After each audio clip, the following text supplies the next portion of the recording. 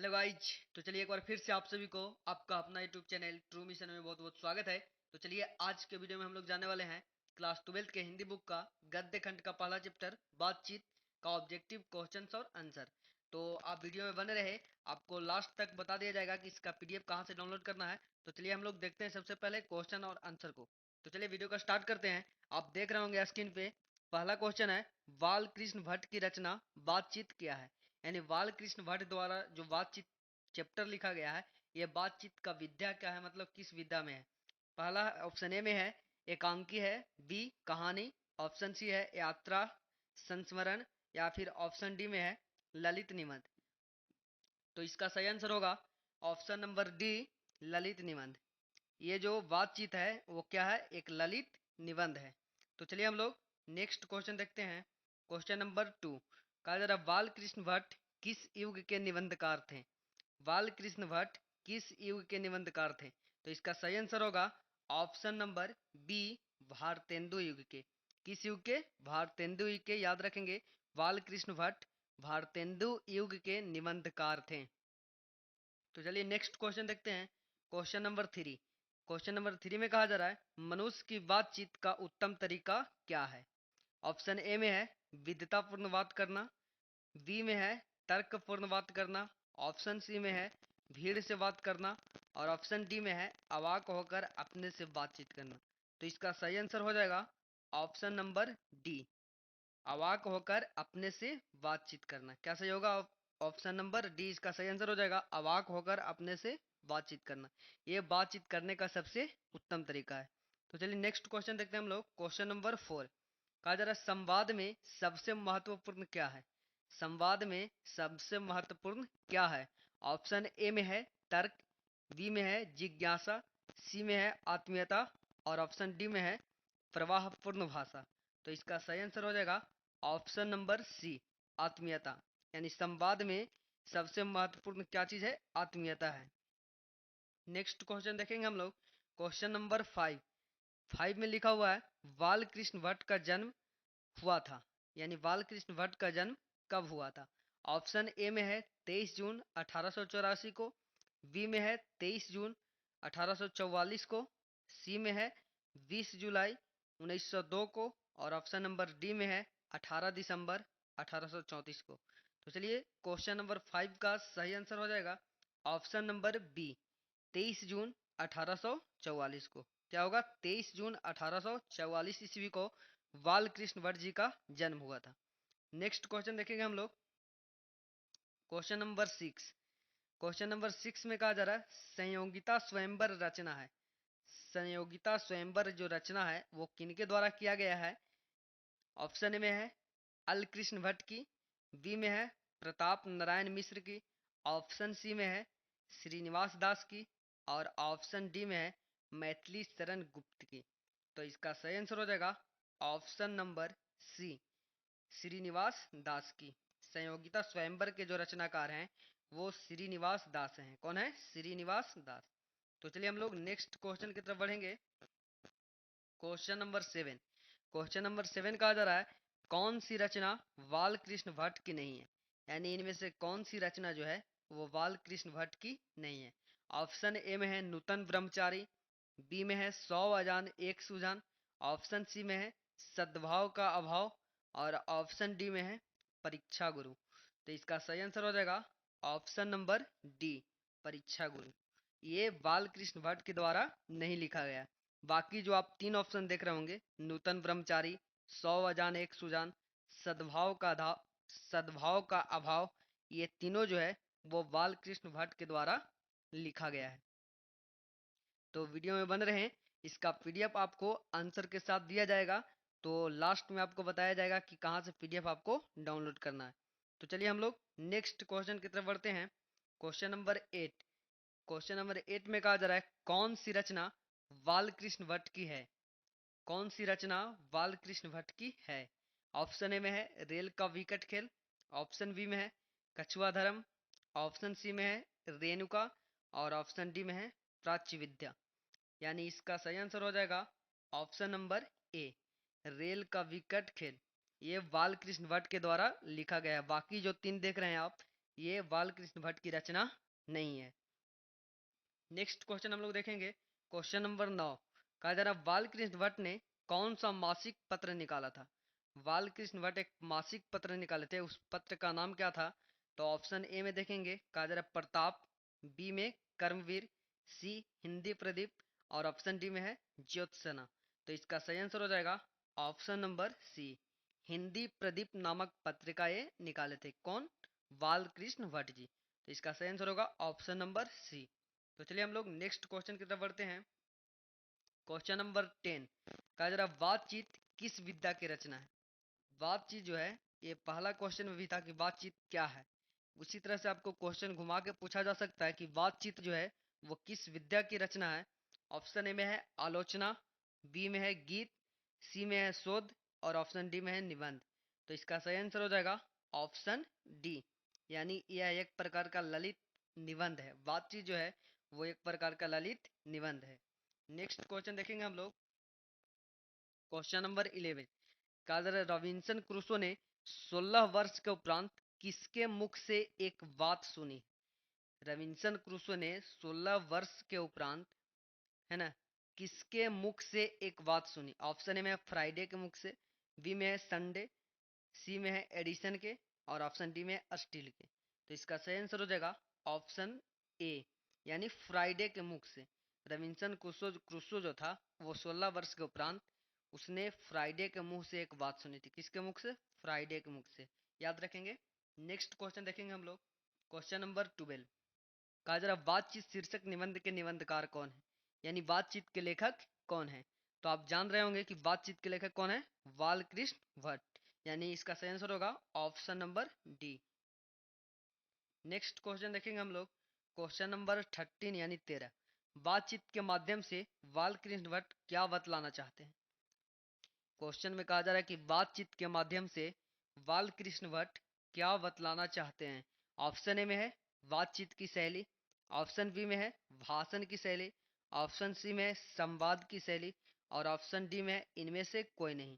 तो इसका सही आंसर होगा ऑप्शन ए, बातचीत की शैली। ये जो बातचीत चैप्टर है इसमें बालकृष्ण भट्ट बातचीत की शैली को बतलाते हैं। नेक्स्ट क्वेश्चन देखेंगे हम लोग, क्वेश्चन नंबर 14। कहा जा रहा भट्ट जी को यानी बालकृष्ण भट्ट जी को किसने अंग्रेजी साहित्य के एडिशन और स्टील की श्रेणी में रखा। बालकृष्ण भट्ट जी को किसने अंग्रेजी साहित्य के एडिशन और स्टील की श्रेणी में रखा। ऑप्शन ए में है हजारी प्रसाद द्विवेदी, ऑप्शन बी में है डॉक्टर नगेंद्र, ऑप्शन सी है रामचंद्र शुक्ल और ऑप्शन डी में है रामविलास शर्मा। तो इसका सही आंसर होगा ऑप्शन सी, रामचंद्र शुक्ल। ये रामचंद्र शुक्ल ने इन्हें अंग्रेजी साहित्य के एडिशन और स्टील की श्रेणी में रखे थे। किन्हें? बालकृष्ण भट्ट जी को। तो याद रखेंगे इस क्वेश्चन को। तो चलिए हम लोग नेक्स्ट क्वेश्चन की तरफ बढ़ते हैं, क्वेश्चन नंबर 15। कहा जा रहा है बालकृष्ण भट्ट का निवास स्थान कौन सा है। बालकृष्ण भट्ट का निवास स्थान कौन सा है। ऑप्शन ए में है लखनऊ उत्तर प्रदेश, ऑप्शन बी में है इलाहाबाद उत्तर प्रदेश, ऑप्शन सी में है मथुरा उत्तर प्रदेश और ऑप्शन डी में है वाराणसी उत्तर प्रदेश। तो इसका सही आंसर होगा ऑप्शन बी, इलाहाबाद उत्तर प्रदेश। ये कहाँ के रहने वाले थे? इलाहाबाद उत्तर प्रदेश के। याद रखेंगे किसने, कौन? बालकृष्ण भट्ट, यानी बालकृष्ण भट्ट जी कहाँ के रहने वाले थे? इलाहाबाद उत्तर प्रदेश। नेक्स्ट क्वेश्चन हम लोग देखेंगे, क्वेश्चन नंबर 16। कहा जा रहा बालकृष्ण भट्ट ने किस पत्रिका का संपादन किया। ये पहले भी क्वेश्चन आपको मिल चुका है। तो इसका सही आंसर होगा हिंदी प्रदीप नामक। कौन सा पत्रिका? हिंदी प्रदीप, यानी ऑप्शन सी इसका सही आंसर होगा। नेक्स्ट क्वेश्चन हम लोग देखेंगे, क्वेश्चन नंबर 17 यानी 17।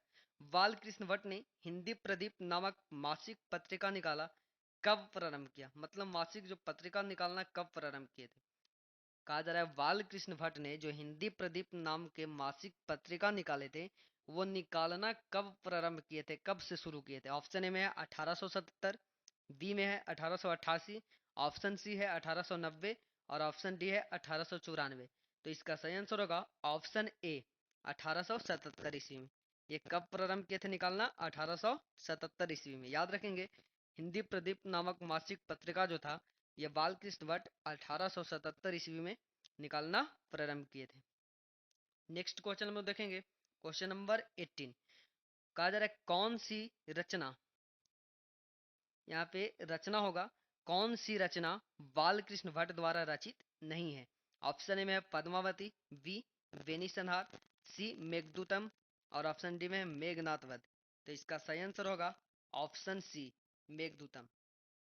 मेघदूतम जो है ये बालकृष्ण भट्ट द्वारा रचित नहीं है, बाकी पद्मावती, वेनिसनहार और मेघनाथ वध जो है ये सब बालकृष्ण भट्ट के द्वारा रचना किया गया है। नेक्स्ट क्वेश्चन देखेंगे, क्वेश्चन नंबर 19। कौन सा उप उपन्यास बाल उप, उप, सॉरी कौन सा उपन्यास होगा, यहाँ पे क्या होगा, उपन्यास। आधा ना छूट गया है जिसके चलते आपको पढ़ने में डिस्टर्ब हो रहा होगा, है ना। तो यहाँ पे कहा जा रहा है क्वेश्चन नंबर 19 में कौन सा उपन्यास बालकृष्ण भट्ट द्वारा रचित है। ऑप्शन ए में है मैला आंचल, बी में है गोदान, सी में है 100 अजान एक सुजान, ऑप्शन डी में है अंतराल। तो इसका सही आंसर होगा ऑप्शन सी 100 अजान एक सुजान। ये उपन्यास जो है बालकृष्ण भट्ट के द्वारा लिखा गया, याद रखेंगे ये एग्जाम में क्वेश्चन पूछा हुआ है, कहेगा कि 100 अजान एक सुजान उपन्यास के लेखक कौन है, तो याद रखेंगे बालकृष्ण भट्ट। या फिर कहेगा कि इनमें से कौन सा उपन्यास बालकृष्ण भट्ट के द्वारा लिखा गया है, तो 100 अजान एक सुजान। या फिर इसी क्वेश्चन को पूछा जाएगा कि 100 अजान एक सुजान क्या है या इसका विद्या क्या है, तो यह एक प्रकार का उपन्यास है। क्या है, उपन्यास है। नेक्स्ट क्वेश्चन देखेंगे हम लोग, क्वेश्चन नंबर 20। कहा जा रहा है नाटक के प्रारंभ में होने वाले मंगल पाठ को क्या कहा जाता है। नाटक के प्रारंभ में होने वाले मंगल पाठ को क्या कहा जाता है। ऑप्शन ए में है भजन, बी नांदी पाठ, सी मंगलाचरण, ऑप्शन डी में आरती। तो इसका सही आंसर होगा ऑप्शन बी नांदी पाठ। नाटक के प्रारंभ में होने वाले मंगल पाठ को नांदी पाठ के नाम से जानते हैं।